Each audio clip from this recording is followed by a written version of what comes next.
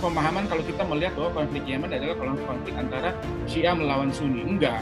Misalnya saya masuk ke Mosul dikawal oleh milisi Hashid gitu. Al-Hashid itu milisi yang rata-rata dari Syiah di Mosul di Irak ya. Tapi di dalamnya tentaranya juga ada yang Kristen dan ada yang Sunni. Jadi gimana kita bisa mengatakan bahwa oh ini memang benar-benar mereka sangat-sangat pecah antara Syiah Sunni atau Arab Kristen, Kurdi, kemudian suku-suku minoritas lainnya yang ada di situ. Nggak bisa sehitam putih itu. Jadi sebenarnya untuk konflik yang terjadi di Timur Tengah, pertama itu nggak perlu dibawa-bawa ke Indonesia kan. Karena apa? Karena di dalam konflik apalagi perang itu nggak ada enaknya gitu. Jadi kalau orang yang ngomongin perang itu dia nggak pernah merasain perang kan. Udah pipis aja susah, apalagi mau soal cari makan, cari penghidupan yang lain. Udahlah, nggak perlu mikir-mikir konflik lain dan dibawa ke Indonesia karena nggak bakalan ada yang menang gitu. Kalau udah konflik pasti semuanya kalah. Nggak mungkin nggak ada yang itu. Dan sakit kalau kita berada di dunia konflik seperti begitu karena ya susah, memang susah gitu. Jadi sebaiknya kita selalu berusaha untuk merefleksikan apa yang terjadi di luar, dan kita nggak harus belajar dari pengalaman diri sendiri, kita cukup belajar dari pengalaman orang lain tentang bagaimana susahnya sebuah negara itu kalau misalnya dia terpecah-pecah karena berbagai kepentingan suku, agama, ras, kemudian kepentingan politik praktis dan lain-lain. Resikonya tetap ada bahwa kita pecah, tapi menurutku sampai dengan saat ini kita ngomong sekarang itu likelihood-nya tuh masih kecil. Yang dipenggal kepalanya maupun yang dibunuh oleh MIT itu bukan cuma dari kelompok Nasrani atau Kristen seperti yang terjadi terakhir ini di Sigi, tapi juga ada yang dari Hindu, ada dari Muslim juga, ada juga dari Kristen. Jadi sebenarnya target pada saat dari data korban sendiri bisa kelihatan bahwa sebenarnya target dari MIT itu bukan semata-mata orang Kristen yang ada di sana. Ini kebetulan saja di kasus terakhir adalah ada 4 orang yang dari Bala Keselamatan ya, jadi non Muslim atau mungkin dari Kristen, tapi gerejanya adalah gereja Bala Keselamatan yang menjadi korban. Makanya di Poso itu ada kelompok Kristen juga yang kena undang-undang terorisme kan, jadi didakwa atas dakwaan terorisme. Itu mereka juga ada, jadi ini juga mungkin bisa menegasikan sebagian besar masyarakat mengatakan kenapa yang dikenai pasal terorisme itu cuma orang Muslim aja kalau kasus. Tapi di Poso juga ada yang Kristen juga kena dengan undang tindak pidana terorisme. Jadi banyak cara persuasif yang memang juga dipakai selain operasi penegakan hukum, memburu mereka masuk ke dalam kantong-kantong mereka yang ada di dalam. Karena kalau misalnya dipakai cuma memburu saja itu butuh waktu berapa lama dan resource yang berapa lama, berapa banyak pasukan dengan kualifikasi khusus yang harus ada di Poso selama mungkin setahun atau 2 tahun. Dan semakin seperti yang Bro tahu, semakin banyak pasukan yang turun ke dalam suatu daerah operasi, resiko terjadinya kolateral itu juga semakin tinggi kan. Bisa salah tangkap, salah tembak, dan itu malah akan menguatkan narasi dan justifikasi mereka bahwa memang selama ini mereka disolimi atau kelompok atau ideologi yang mereka bela itu memang disolimi. Oke, selamat sore Sobat RM di mana saja Anda berada. Senang sekali kami bisa menemui Anda kembali di program talk show kami, Talk Show Rakyat Merdeka. Tema kita hari ini soal konflik berkepanjangan di Timur Tengah. Terus pelajaran apa yang bisa kita ambil untuk Indonesia? Jadi kurang lebih temanya gitu ya, Alto ya? Ya. Oke, kita tahu konflik Timur Tengah ini kayaknya nggak habis-habis jilidnya. Dari mungkin zaman kita dulu waktu kecil pernah dengar yang namanya perang Iran-Irak ya. Mungkin ada yang belum lahir waktu itu. Habis itu konflik invasi Irak ke Kuwait. Habis itu Habis itu konflik Mujahidin Afghanistan. Waktu itu konflik mereka menghadapi penguasa waktu itu Najibullah ya. Presiden Afghanistan yang didukung sama Rusia sebenarnya, tapi ya sebenarnya mereka secara nggak langsung dimanfaatkan, ada yang mengatakan seperti itu.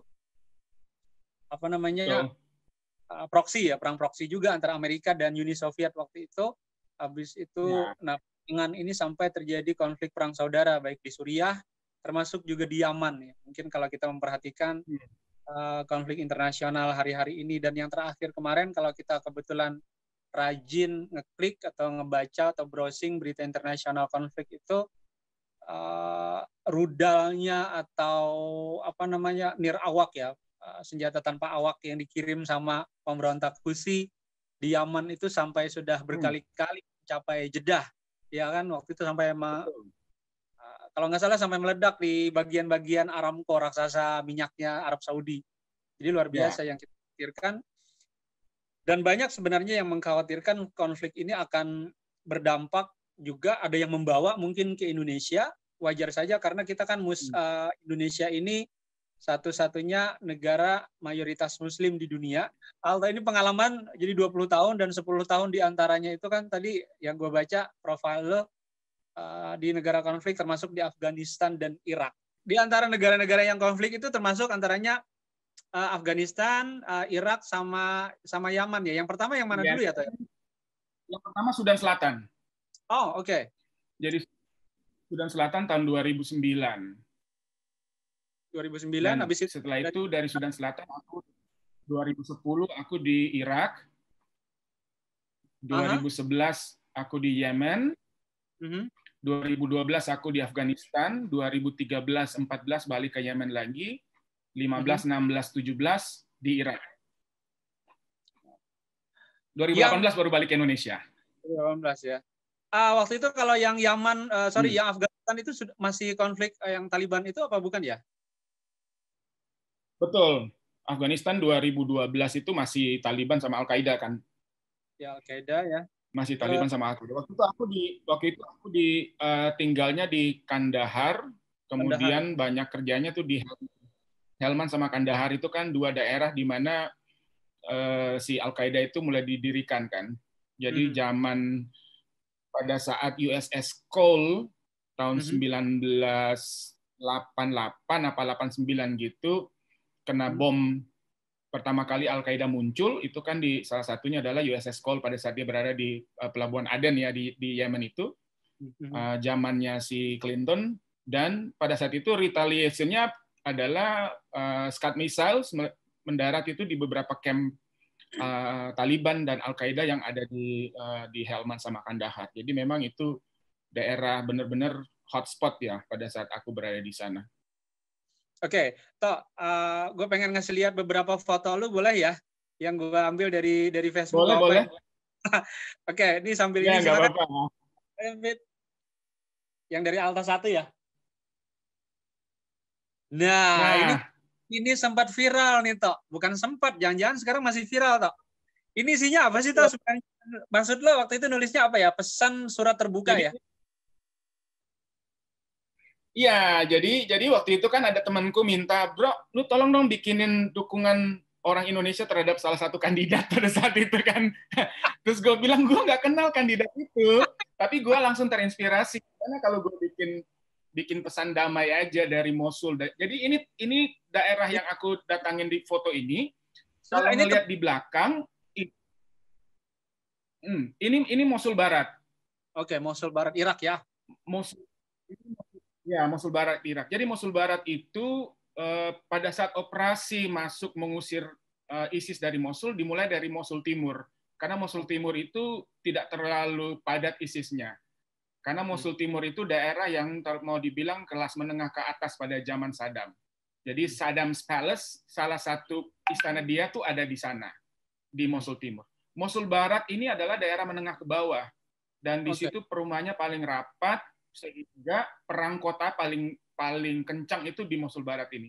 Jadi daerah yang aku datangi ini, aku lupa namanya kalau nggak salah Hai Qadisiyah, itu dia ini baru 2 minggu bebas dari ISIS. Jadi kalau di belakang foto ini kan fotonya di cropping. Kalau di belakang foto ini terlihat masih ada asap-asap di belakang karena pada saat aku foto ini masih ada serangan pesawat tempur dari pasukan koalisi menghantam posisi ISIS yang mungkin sekitar 2 kilo di belakang diriku. Wow. Itu berapa lama Toh kalau yang di Mosul ini kamu ininya? Aku masuk embedded dengan military operation itu dari akhir 2016. Jadi akhir 2016 sampai Agustus 2018 itu aku masuk keluar Mosul. Hampir paling enggak setiap minggu tuh aku masuk keluar, dan aku selalu berada di zona paling depan dibanding dengan organisasi-organisasi lain, karena ya itu karena kedekatanku dengan militer di sana, polisinya, milisi Syiahnya, milisi Sunninya, milisi Kristennya, kemudian pasukan Kurdi, pasukan Arab gitu. Jadi masuk bareng mereka, mungkin kita sama-sama gilanya, jadi bisa satu frekuensi lah. Gila emang. Oke, kita yang salah satu konflik sekarang juga ada di Yaman ya. Mungkin ini ada beberapa 1-2 foto. Betul. Ya, bisa kita kasih lihat lagi ya. Mungkin ini ya, boleh. Sebentar, foto yang di Yaman tadi yang pakai pegang apa tadi? AK-47 ya kalau nggak salah ya. Itu tahun berapa ya kemarin yang di kayaknya ya. Kalau yang ini, yang foto dengan AK itu tahun 2014. Wow. Oke, kita sambil ini ya, sambil ininya. Nah, ini di Mosul, bukan di Yemen. Mosul ya. Yang tadi juga yang di Mosul. Jadi truk yang di belakang itu truknya Federal Police of Iraq. Jadi si komandannya itu seorang kolonel itu yang biasa aku bareng sama mereka ke Mosul untuk memberikan bantuan ke front lines. Sebentar, Tok. Itu jadi kita hak juga untuk pegang senjata buat jaga-jaga diri apa gimana sih, Tok? Ceritanya, Tok? Enggak. Jadi itu biasalah kalau di lapangan kan kita cair banget kan. Jadi sama pengawalnya bilang, "Lu foto dong," gitu. Ya udah aku foto. Tapi kan karena aku humanitarian jadi nggak bawa senjata. Ya, khawatirnya kan, ya tapi nggak apa-apa juga kali ya. Kalau untuk jaga keamanan di sana kan boleh-boleh aja kali ya. Sebenarnya ini ya, tergantung level ancaman ya. Karena kalau level ancamannya udah bom bunuh diri, kita bawa senjata juga nggak ngaruh gitu. Kan? Kecuali kalau level ancamannya adalah tembak-menembak, mungkin masih bisa kita melindungi diri dengan senjata api. Tapi kalau udah level bom bunuh diri, kita nggak tahu nih, mungkin anak yang di belakangku itu siapa tahu ada rompi bom bunuh diri di dekatnya, yang nggak ngaruh gitu. Biarpun misalnya anaknya ditembak, tapi bisa secara remote didetonasi, ya selesai juga. Gitu. Oke, Tok. Jadi memang kompleks sekali kalau pas di lapangan. Gue pengen fokus nanya soal yang di Yaman, Tok. Ini kan mungkin udah sekitar 5 tahun ya pasukan koalisi negara-negara Arab yang dipimpin sama Saudi Arabia kan masuk ke Yaman ya. Tujuan mereka kan katanya untuk dukung pemerintah yang berkuasa yang hampir saja dan sempat diusir kan dari kota San'a kalau nggak salah ya oleh kaum pemberontak Houthi dan sampai sekarang itu nggak selesai. Padahal dari sisi kecanggihan senjata jangan ditanya kan ya. Kalau koalisi pasukan Saudi biasa canggih-canggih banget gitu. Cuman nggak selesai-selesai. Cerita nggak tahu gimana sih di sana itu sebenarnya konfliknya itu benar-benar ke faktor politik kah atau ada bumbu-bumbu sektarian kah atau gimana sih, Tok? Iya. Jadi kita mesti lihat sejarah Yemen kan. Yemen itu dulu sebelum tahun 90 itu dia terdiri dari 2 negara. Ya. Di daerah utara itu disebut dengan Yemen Arabic Republic. Jadi itu lebih banyak didominasi oleh kaum kabilah-kabilah, suku-suku kan. Yemen Selatan itu sosialis. Jadi ibu kotanya di Aden waktu itu. Jadi sosialis. Nah, mereka punya perang saudara sampai tahun 90 mereka unifikasi. Unifikasi dengan catatan bahwa nanti pembagian kekuasaan itu 50-50. Yang di utara selatan 50, yang di utara 50. Tapi pada saat setelah unifikasi, ternyata itu tidak berjalan. Jadi pada saat itu, si presiden mereka yang sekarang sudah meninggal, Ali Abdullah Saleh, membentuk satu partai lagi. Jadi dia punya partai sendiri, selatan punya partai sendiri, kemudian dia membentuk satu partai lagi, sehingga di selatan akhirnya suaranya tidak bisa sampai 50%. Jadi mereka merasa dibohongin. Sedangkan si Ali Abdullah Saleh itu berhasil menguasai mayoritas. Nah, muncullah perlawanan di awal unifikasi dari kelompok selatan, namanya Al-Hirak. Jadi Al-Hirak itu adalah pecahan dari para para tentara yang merasa tidak puas pada saat proses unifikasi. Jadi bibit perpecahan mereka itu udah ada. Itu yang pertama. Yang kedua, di Yemen sendiri itu juga karena prinsipnya adalah suku-suku, mereka ada dua koalisi besar suku. Satunya namanya koalisi Bakil, yang secara jumlah itu lebih banyak. Dan yang kedua adalah koalisi namanya Hashid. Hashid itu adalah koalisi yang jumlahnya lebih kecil, tapi persenjataan dan kekuatan politik dan ekonomi itu jauh lebih dominan. Jadi si Ali Abdullah Saleh dan seluruh keluarga-keluarga penguasa Yemen selama 32 tahun itu berasal dari koalisi Hashid tersebut. Jadi itu ada pertarungan etnis di situ kan, sukuisme. Yang ketiga adalah Yemen juga pada saat itu ada kerajaan, dan kerajaan itulah yang dikenal dengan di daerah Saada itu. Itu mereka merasa mereka adalah keturunan Saidi alias imam ketujuh dari Syiah. Nah, si Ali Abdullah Saleh ini dari awal berusaha untuk menghentikan keberadaan dari keluarga dari kaum Saidi ini. Saidi itu pemimpinnya adalah Al-Houthi, makanya disebut kelompok Houthi. Jadi mereka itu ada perang berkepanjangan selama 6 kali. Jadi kalau kita baca sejarah tentang Yemen itu disebut sebagai Six Wars of Saada, karena 6 kali perang, dan setiap kali perang pasukan pemerintah dibantu oleh kelompok suku. Kemudian di daerah utara karena perbatasan dengan Arab Saudi, mereka dibantu oleh Arab Saudi. Jadi zaman dulu itu memang perangnya ya kelompok pemerintah melawan Houthi dibantu oleh kelompok Arab Saudi dari arah utara turun ke bawah. Jadi pertarungan itu memang sudah ada dari awal. Jadi kelompok Houthi itu tetap menginginkan untuk mereka kembalikan lagi kejayaan mereka pada zaman dulu. Nah, terlepas dari apakah dia itu memang berafiliasi langsung atau enggak langsung dengan Iran, itu bisa kita diskusikan lagi. Yang penting memang sudah ada bibit-bibit perpecahan di sana. Yang berikut adalah Yemen itu adalah negara termiskin di Jazirah Arab. Karena apa? Karena korupsi. Jadi udah malnutrisinya tinggi, korupsinya tinggi. Jadi semua bibit perpecahan itu ada di situ. Dan yang terakhir adalah peredaran senjata di sana itu sangat tinggi sekali.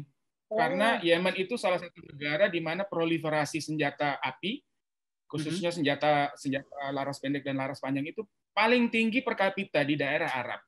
Wow. Jadi semua itu dikumpulkan, berarti bibit konflik itu sudah ada di sana.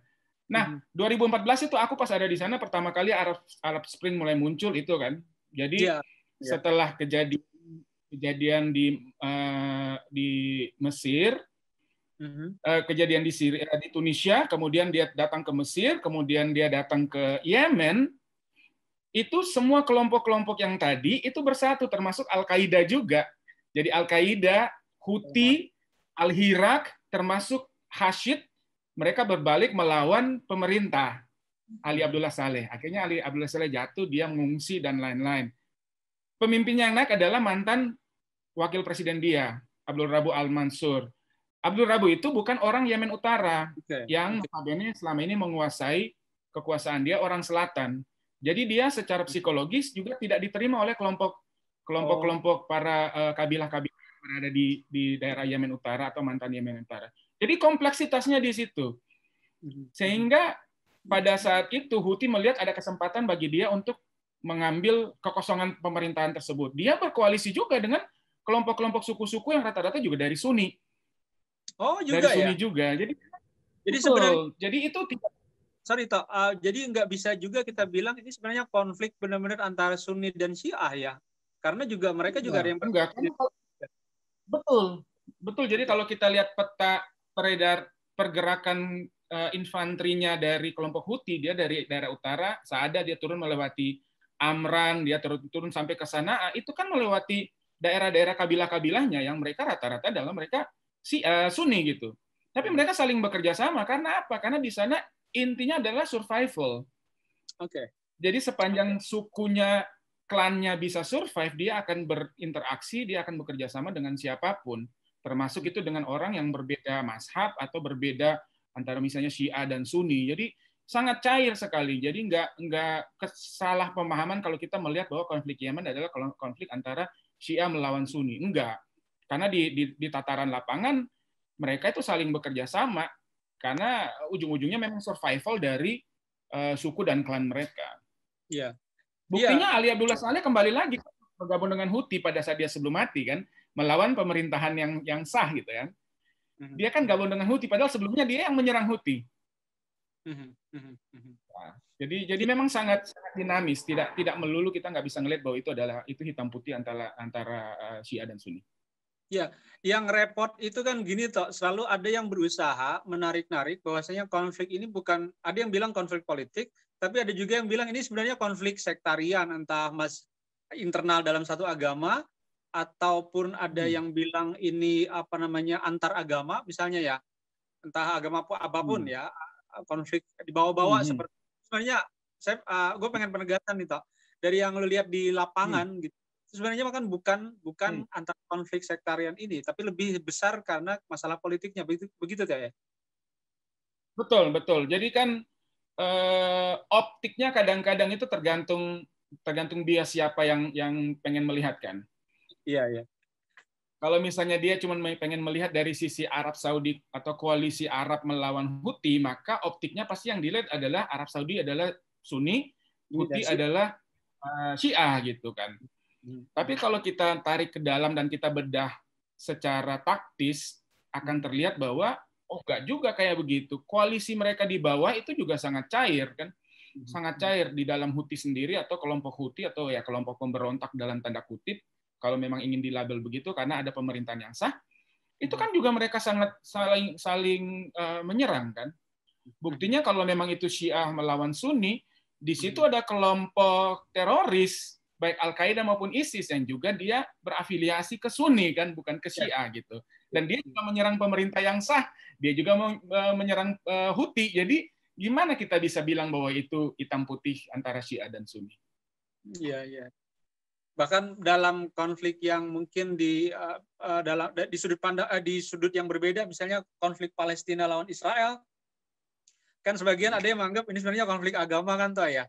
Tapi sebenarnya kan dari komentar yang lain yang bisa kita lihat, bukan, ini masalah politik dan masalah konflik keamanan, pelanggaran HAM, karena misalnya kan di Palestina sendiri kan tidak hanya Islam kan ya, ada yang juga warganya agama Nasrani, bahkan juga ada yang Yahudi juga kan. Betul. Jadi memang ya itulah. Cuman kalau di Indonesia ini kan di kotak-kotakan ke hitam putih itu seksi gitu, karena pertama nggak harus banyak mikir kan, orang nggak diajak untuk berpikir kritis. Yang kedua, seksi untuk elektabilitas dalam konteks investasi politik kan. Investasi politik itu memang seksi dan memang agak repot kalau kita cuma melihat dari di belakang meja gitu. Kalau kita nggak turun ke lapangan, kita nggak akan ngerti peta di lapangannya itu seperti apa. Kebetulan saya punya, karena lama 10 tahun di sana, jadi cukup melihat bahwa itu sangat dinamis. Misalnya saya masuk ke Mosul dikawal oleh milisi Hashid gitu.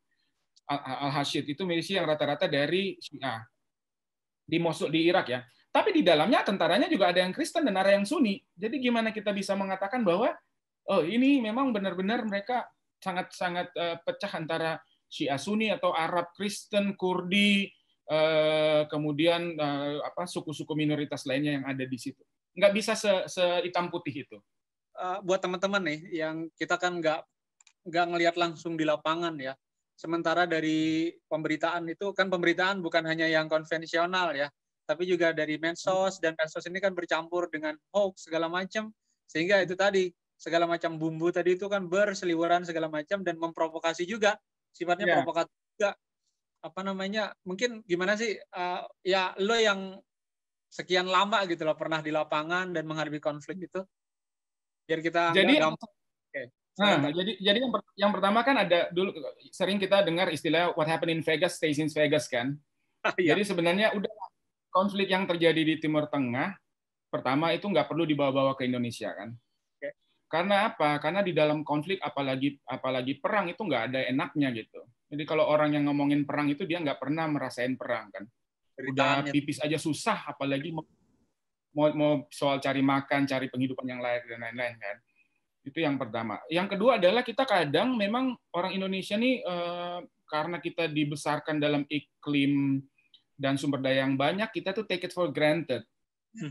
Padahal kalau kita berkaca ke negara-negara Timur Tengah, salah satu root causes kenapa mereka berkonflik karena mereka dibesarkan dalam iklim yang sangat susah. Perbedaan temperatur, kalau musim panas 60 derajat maksimum, musim dingin ada yang salju, tanahnya seperti begitu, dalam bisa 4 musim, bercocok tanam cuman dalam 12 bulan, mungkin dia cuma bisa 2 bulan lainnya. Jadi karakter mereka tuh memang dibesarkan dalam karakter kompetitif dan survival, sehingga dia akan berusaha mati-matian untuk mempertahankan satu sumber daya kalau memang dia menguasai sumber daya tersebut. Tapi di Indonesia kan enggak kan? Di Indonesia ini kita sumber dayanya terlalu banyak gitu.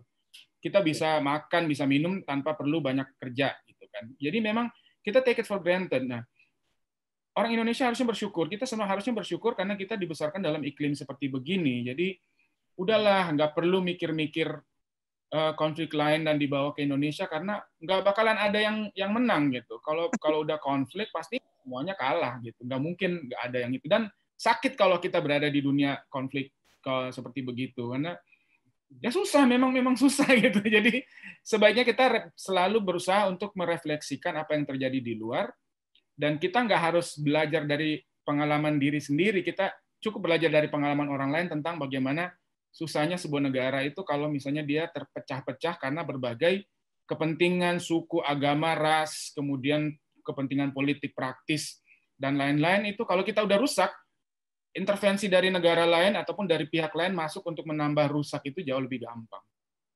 Tapi kalau lu pribadi tuh ngelihat kondisi Indonesia sekarang nih, yang terakhir dalam pekan ini, bulan ini, mungkin tahun terakhir ini, ada nggak sih kekhawatiran gitu bahwasanya radikalisme itu kembali muncul, atau sebenarnya upaya-upaya yang sudah dilakukan pemerintah ini mungkin udah oke, atau mungkin ada kritikan masukan, atau gimana toh kira-kira toh? Kalau menurutku ini kan kita dalam iklim demokrasi ini masih sangat muda ya. Okay. Saya tidak menghitung Orde Baru gitu atau Orde Lama, tapi kita melihat dari tahun 98 ke atas kan. Dan kalau tahun 98 ke atas kita baru berapa sih? Baru sekitar 22 tahun ya.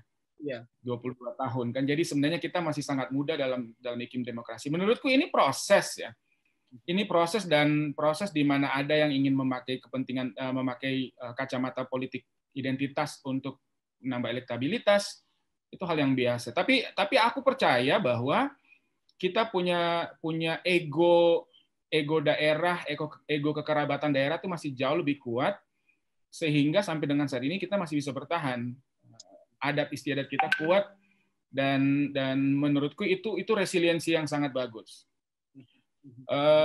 Saya selalu melihat dari sisi positif ya, walaupun dari background saya juga melihat resikonya seperti apa. Resikonya tetap ada bahwa kita pecah, tapi menurutku sampai dengan saat ini kita ngomong sekarang itu likelihood-nya tuh masih kecil. Oke.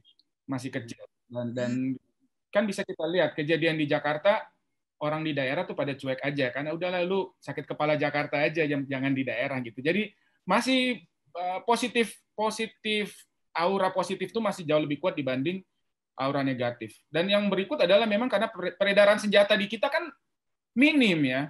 Berbeda di Timur Tengah. Timur Tengah kan peredaran senjatanya tinggi. Jadi kalau setiap konflik itu pasti akan berdarah-darah. Kalau Indonesia kan yang punya senjata cuma aparat keamanan. Jadi dalam konteks itu kita masih terkontrol lah.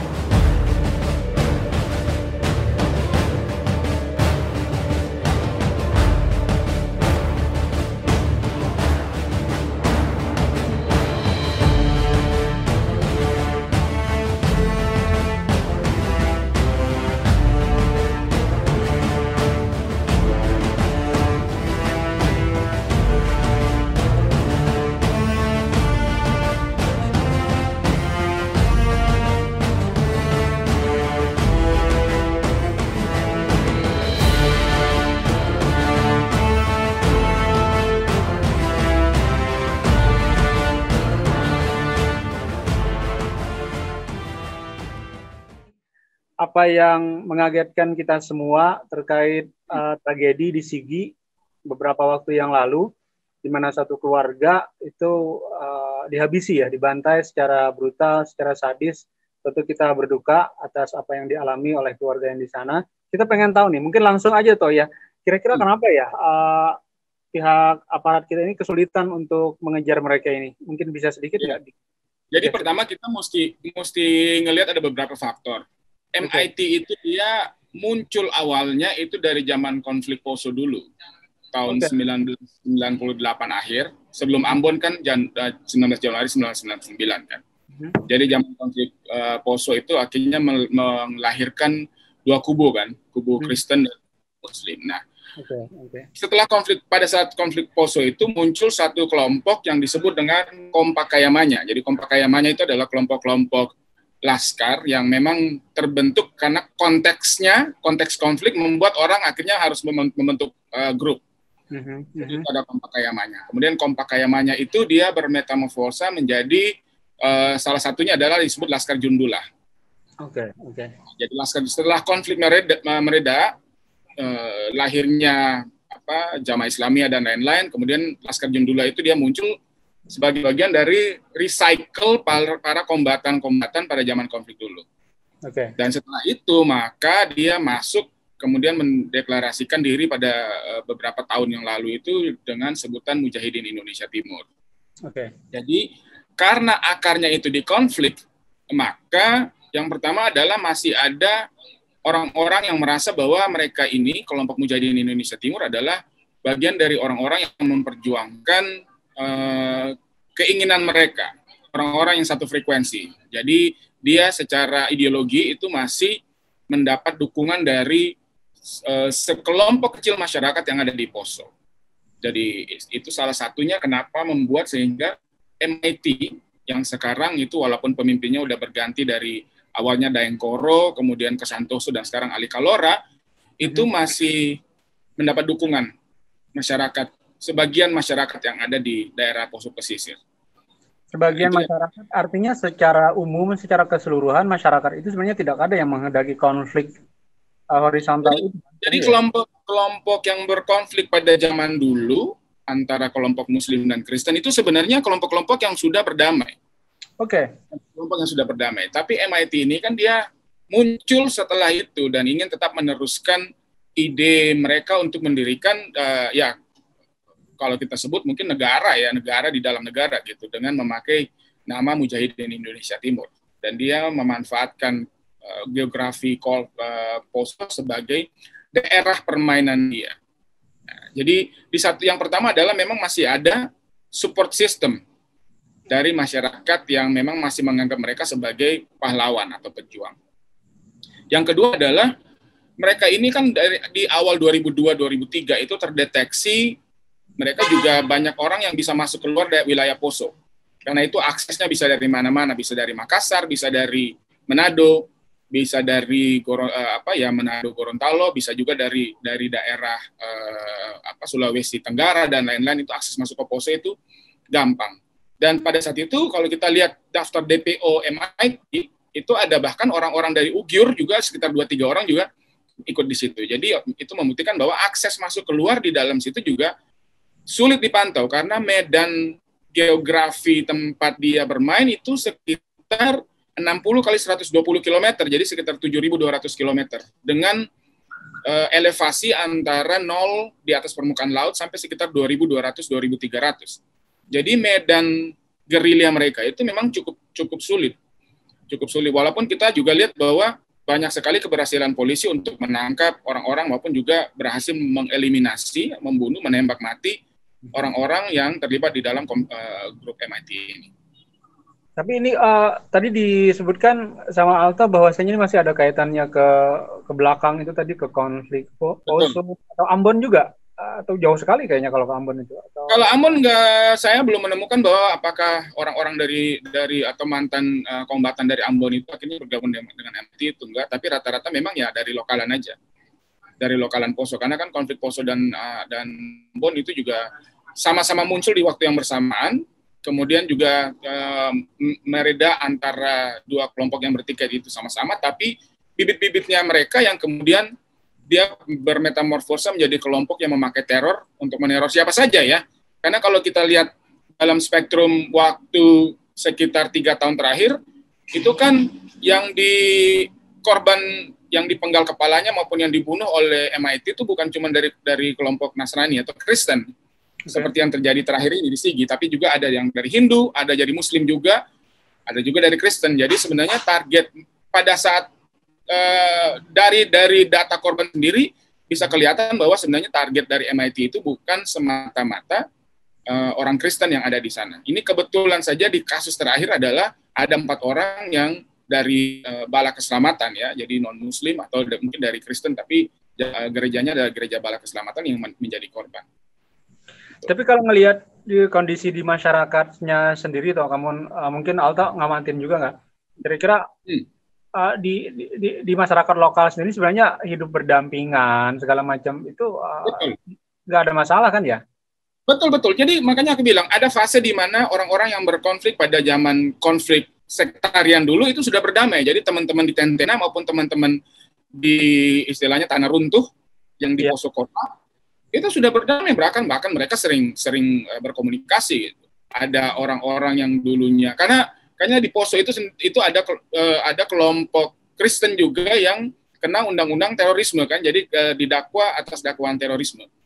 Itu mereka juga ada, jadi ini juga mungkin bisa menegasikan sebagian besar masyarakat mengatakan kenapa yang dikenai pasal terorisme itu cuma orang Muslim aja kalau kasus.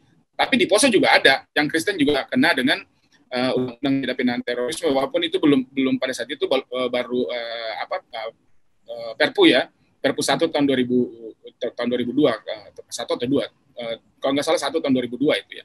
Tapi memang ada kelompok Kristen juga yang didakwa dan dipidana dengan tuduhan terorisme. Jadi kelompok yang berkonflik pada zaman dulu itu udah baik. Buktinya kalau kita pergi ke Poso, kalau teman-teman pergi ke Poso, yang Muslim bisa ke Tentena, yang Kristen juga bisa datang ke Poso, nggak ada masalah. Cuma ada satu kelompok yang berakar dari kejadian masa lalu yang sampai sekarang masih kemudian mengambil jalan untuk menebar teror terhadap semua orang yang berbeda dengan mereka. Tapi bisa dibilang bahwa mereka ini kelompok ini dari luar ya, bukan dari masyarakat itu sendiri ya. Artinya mereka datang. Jadi orang-orangnya itu ada yang dari dalam. Oke. Dari Sulawesi Tengah, tapi juga ada yang dari luar kan. Ada yang dari luar karena medannya itu terbuka, jadi siapapun bisa masuk. Seperti aku bilang tadi, orang dari Ugyur pun ada yang masuk dan bergabung dengan MIT. Padahal jumlah mereka ini sangat kecil ya kelompoknya ya sebenarnya ya, berarti ya. Betul. Jadi kita harus melihat kelompok yang melakukan aksi teror dan kelompok yang menerima ideologi radikal terorisme. Jadi terminologi radikal terorisme sendiri kan terminologi baku yang kita pakai dalam Undang-Undang 5 2018 tentang tindak pidana terorisme, pencegahan tindak pidana terorisme, dan PP 77 tahun 2019 juga tentang turunan dari Undang-Undang 5 2018. Jadi ada dua hal yang perlu dipisah ya. Yang pertama soal aksi teror dan kelompok yang melakukan teror adalah mereka yang ada di hutan. Tapi yang menjadi PR adalah kelompok orang-orang yang masih paling tidak dia tidak akan menolak ide ataupun ideologi radikal terorisme ini karena masih ada persentuhan secara psikologis dengan mereka, apakah persentuhan ideologi atau persentuhan bahwa dulu mereka ini pernah sama-sama berdarah-darah pada konflik Poso tersebut. Jadi mungkin dia tidak akan mengakui aksi teror, tapi paling tidak dia tidak akan menghalangi ide ataupun paham ideologi radikal terorisme itu untuk tetap berkembang. Nah, jadi dalam konteks bagaimana untuk menghentikan MIT itu harus dilihat dulu bahwa supporting sistemnya juga masih ada kan, safe havens-nya masih ada, kemudian enabling environment-nya juga masih ada. Kalau misalnya ini diputus, maka otomatis aksi dari kelompok teror untuk melakukan aksi atau tindak pidana terorisme itu pasti akan semakin susah karena orang-orang yang selama ini mengglorifikasi mereka kemudian berbalik mengatakan bahwa mereka itu jahat, otomatis dia akan punya sedikit alasan untuk melakukan tindak teror terhadap orang-orang yang dianggap tidak membantu mereka. Kelompok-kelompok seperti ini mereka itu kayaknya anti dialog sama sekali atau ada kemungkinan nggak misalnya satu ketika ya kalau Aceh mungkin beda lagi ya dimensinya ya. Dulu kan pada akhirnya Ya, mereka berdialog dan terjadi kesepakatan damai dengan GAM ya, dulu ya, atau masuk tadi Ambon dan Poso ya dengan kelompok ya. yang jadi Indonesia Timur ini sendiri kayaknya ideologinya mereka ini lebih gimana ya apa non kompromi sama sekali gitu. Betul. Jadi memang ada banyak cara yang dilakukan oleh teman-teman dari anti teror baik Densus maupun BNPT untuk bagaimana menggalang orang-orang yang ada di dalam yang bisa digalang. Jadi itu aku ya mungkin tidak perlu diceritakan di sini, tapi ada upaya-upaya untuk melakukan dialog dengan mereka juga kan. Misalnya, udahlah istri dan anakmu ada di sini, ngapain kamu tinggal di hutan gitu kan?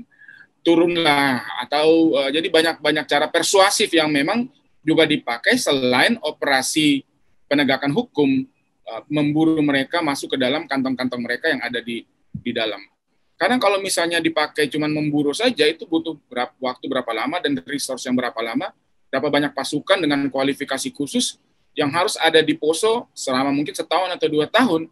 Dan semakin seperti yang Bro tahu, semakin banyak pasukan yang turun ke dalam suatu daerah operasi, resiko terjadinya kolateral itu juga semakin tinggi kan. Bisa salah tangkap, salah tembak, dan itu malah akan mengeraskan, menguatkan narasi dan justifikasi mereka bahwa memang selama ini mereka disolimi atau kelompok yang atau ideologi yang mereka bela itu memang disolimi. Tapi bahwasanya ada harapan untuk bisa berdialog dengan mereka, kayaknya kedepannya gimana Pak? Mungkin tidak dialog langsung ya, karena kalau dialog berarti kita mengakui mereka. Tapi bahwa proses untuk melakukan tindakan-tindakan persuasif itu sementara juga setahu saya itu juga tetap dilakukan melihat siapa yang bisa tarik keluar dan lain-lain. Mungkin contoh yang paling gampang adalah konteks yang berbeda ya di Papua misalnya kan. Mereka bisa diajak untuk berdialog. Udahlah ngapain lu di hutan susah makan segala macam kan, turun gunung aja gitu. Jadi memang saya pikir dari kelompok yang ada ya tentunya mungkin ada yang siap mati tapi ada yang enggak juga kan. Ada yang siap mati, ada yang enggak gitu. Jadi kalau memang bisa dengan cara-cara persuasif untuk mengajak mereka turun, saya pikir itu juga sesuatu yang perlu dikaji. Tapi tentunya setelah terjadi kejadian Sigi ini, memang ya publik marah kan. Publik marah dan pemerintah juga marah. Akhirnya buktinya adalah dengan menurunkan pasukan-pasukan dengan kualifikasi anti gerilya, pasukan-pasukan khusus yang memang spesialis untuk main di hutan. Tapi ya mudah-mudahan semakin mereka terjepit, itu mungkin mereka akan, kalau memang harus mati mungkin ya, tapi kalau memang ada proses di mana mereka bisa menyerahkan diri, itu saya pikir itu malah akan membuat semua orang senang gitu. Iya, karena ini kan sudah cukup lama juga kan, bahkan kalau nggak salah sampai sudah berganti kan Pak Kapoldanya sendiri, waktu itu kan sudah sampai ganti di sana, tapi masih belum bisa diselesaikan. Itu mungkin tadi karena faktor geografisnya itu ya, yang memang sangat susah medannya di sana ya Pak ya. Betul, dan kan mereka ini kelompok sangat kecil. Kelompoknya mungkin sekitar 11-12 orang kan. Dan setauku itu mereka tidak pernah bergerombol sekaligus jalan 10 orang, 11 orang. Dia selalu pecah. Nah, dia pecah ke dalam kelompok misalnya 3-4 orang. Akan sulit untuk membedakan mereka dengan kelompok masyarakat petani yang masuk juga ke hutan 2-3 orang atau 4 orang. Jejak mereka mungkin sama. Bagaimana mereka membuat pondok di dalam hutan juga sama. Kalau kita pakai pencitraan di malam hari untuk mencari pergerakan orang, ya mungkin juga tidak bisa dibedakan antara si kelompok MIT dengan orang-orang biasa. Jadi itu menambah beban bagaimana pasukan di lapangan itu melakukan tracking atau tracing orang-orang itu dalam pergerakan dia di darat. Yang berikut adalah mereka juga, kalau pasukan kan punya jadwal rotasi. Iya, betul. Mereka nggak punya jadwal rotasi, jadi mereka sekarang mungkin udah tinggal di hutan udah 4 tahun, udah mengerti betul medan di dalam itu seperti apa. Dia mungkin udah punya pondok-pondok tempat dia untuk singgah. Pondok-pondok yang mungkin udah kasih kode, kasih nama bahwa kalau misalnya di hari ini kita tidak ketemu di pondok A, berarti kita ketemu di pondok B. Dan itu cara mereka seperti begitu kan. Mereka lebih banyak memakai kurir. Sedangkan anak-anak yang di bawah palingan tugasnya 1 tahun. Yeah. Setelah setahun dia keluar, butuh orang masuk lagi, proses belajar awal lagi, proses pengetahuan medan dan lain-lain. Jadi memang kita punya kekuatan pasukan, mereka punya waktu. Gitu. Mereka punya waktu. Dia bisa tinggal di hutan 2-3 tahun, tapi kita nggak bisa penugasan pasukan itu selama setahun, 2 tahun full, 3 tahun full. Tetap kan pasti rotasinya akan juga paling tidak setahun. Jadi memang ada kendala-kendala operasional yang membuat sehingga MIT itu masih sulit untuk berangus semuanya sekaligus, karena mereka juga nggak sama-sama dalam pergerakannya di darat. Oke, tapi mungkin satu hal yang perlu aku tekankan bahwa kita tidak bijak kita melihat korban MIT cuma pada saat ini. Bahwa yang meninggal adalah Kristen. Karena kalau kita lihat runutan korban-korban MIT sebelumnya juga ada yang Muslim, ada yang Hindu, ada yang Kristen juga. Jadi itu menunjukkan bahwa mereka tuh desperate untuk membunuh orang, tidak harus orang yang berbeda agama dengan mereka. Jadi siapapun yang berbeda dengan kelompok mereka dan tidak mau mengikuti mereka, artinya itu musuh buat mereka, gitu kan? Betul sekali. Oke, Tok, thank you banget ya analisanya ya. Sampai ketemu.